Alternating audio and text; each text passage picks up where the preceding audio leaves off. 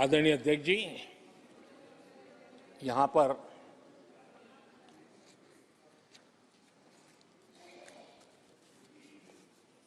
बहुत गुस्सा व्यक्त किया गया। जितना हो सका उतने कठोर शब्द में गुस्सा व्यक्त किया गया। उनका दर्द मैं समझता हूं, उनकी मुसीबत और ये गुस्सा मैं समझता हूं, क्योंकि तीर निशाने पर लगा है।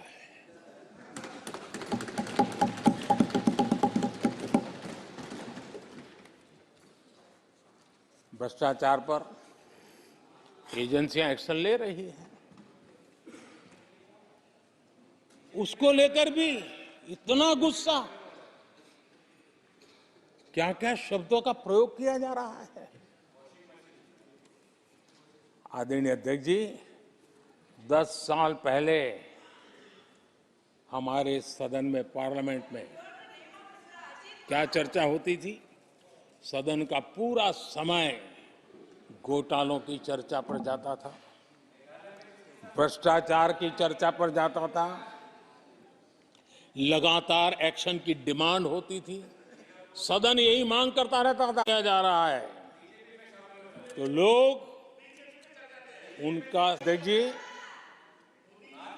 इनके समय में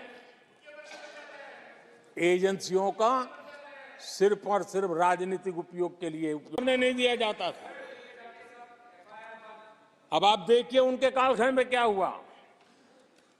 पीएमएलए एक्ट के तहत हमने पहले के मुकाबले 2 गुने से अधिक केस दर्ज किए। कांग्रेस के समय में ईडी ने 5,000 करोड़ रुपए की संपत्ति जब्त की। हमारे कार्यकाल में ईडी ने 1 लाख करोड़ रुपए की संपत्ति, देश का लूटा हुआ माल देना ही पड़ेगा। और जिनका इतना सारा माल पकड़ा जाता हो, नोटों के ढेर पकड़े जाते हो, और अधीर बाबू तो बंगाल से आते हैं, देखे हैं नोटों के ढेर उन्होंने। तो किस किस के घर में से पकड़े जाते, किस किस राज्यों में पकड़े जाते थे। ये देश ये नोटों के ढेर देख देख करके चौंक गया है। लेकिन अब जनता को आप मूर्ख नहीं बना सकते। जनता देख रही है कि किस प्रकार से यूपीए सरकार में जो भ्रष्टाचार की बातें होती थी, उसका टोटल 10-15 लाख करोड़ का रहा है, चर्चा होती थी। हमने लाखों करोड़ के घोटाले तो अटकाए, लेकिन उन सारे पैसों को गरीबों के काम लगा दिया, गरीबों के कल्याण के लिए। अब बिचौलियों के लिए गरीबों को लूटना बहुत मुश्किल हो गया है। Direct benefit transfer, Jan Dhan account, Aadhaar, mobile, उसकी ताकत हमने पहचानी है। 30 लाख करोड़ रुपए से ज्यादा रकम हमने लोगों के खाते में सीधी पहुंचाई। और अगर कांग्रेस के एक प्रधानमंत्री ने कहा था कि 1 रुपया भेजते हैं 15 पैसे पहुंचते हैं, अगर उस हिसाब से मैं देखूं तो हम जो 30 लाख भेजे हैं, अगर उनका जमाना होता तो कितना रुपया कहां चला जाता, इसका हिसाब लगाइए। 15% मुश्किल से लोगों के पास पहुंचता, बाकी सब कहां चला जाता। आदरणीय अध्यक्ष जी, हमने 10 करोड़ फर्जी नाम हटाए हैं। अभी लोग पूछते हैं पहले इतना आंकड़ा था, क्यों कम हुआ? आपने ऐसी व्यवस्था बनाई थी कि जिस बेटी का जन्म नहीं हुआ उसको आपके यहां से विधवा पेंशन जाते थे। और ऐसे सरकारी योजनाओं को मारने के जो रास्ते थे ना, 10 करोड़ फर्जी नाम बंद किए। ये जो परेशानी है ना इन चीजों की है, क्योंकि रोजमर्रा की काय उनकी बंद हो गई है। आदरणीय अध्यक्ष जी, हमने ये फर्जी नामों को हटाने से करीब करीब 3 लाख करोड़ रुपया फर्जी हाथों में जाने से बचाया, गलत हाथों में जाने से बचाया। देश के टैक्स पेयर का पाई पाई बचाना और सही काम में लगाना, इसके लिए हमने जीवन खपा रखे हैं। आदरणीय अध्यक्ष जी, सभी राजनीतिक दलों को भी सोचने की जरूरत है और समाज में भी जो लोग बैठे हैं उनको देखने की जरूरत है। आज देश का दुर्भाग्य है, पहले तो क्लासरूम में भी कोई अगर चोरी करता था, किसी की कॉपी करता था, तो वो भी 10 दिन तक अपना मुंह किसी को दिखाता नहीं था।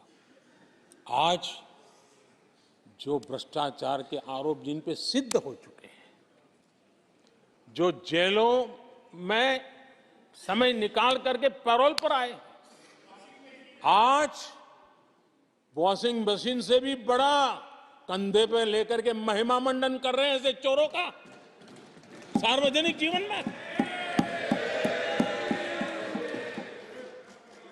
कहां ले जाना चाहते हो देश को तुम?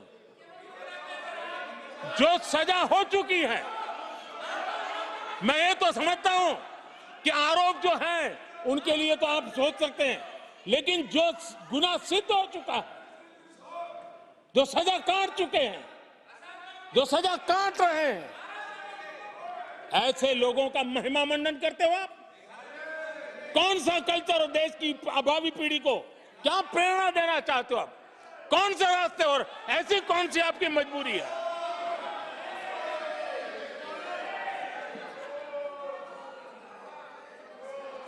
और ऐसे लोगों का महिमा मंडन किया जा रहा है, उनको महान बताया जा रहा है।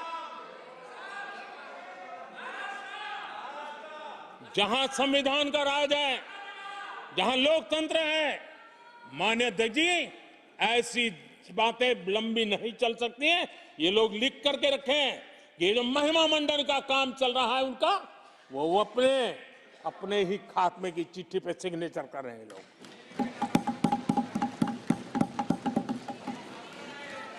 आदरणीय अध्यक्ष जी, जांच करना ये एजेंसियों का काम है।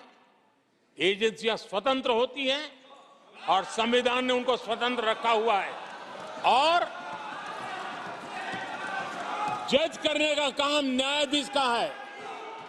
जज करने का काम न्यायाधीश का है और वो अपना काम कर रहे हैं। और अध्यक्ष जी, मैं इस पवित्र सदन में फिर से दोहराना चाहूंगा, जिसको जितना जुल्म मुझ पर करना है कर ले, मेरी भ्रष्टाचार के खिलाफ लड़ाई चलती रहेगी। जिसने देश को लूटा है उनको लौटाना पड़ेगा, जिन्होंने देश को लूटा है उनको लौटाना पड़ेगा।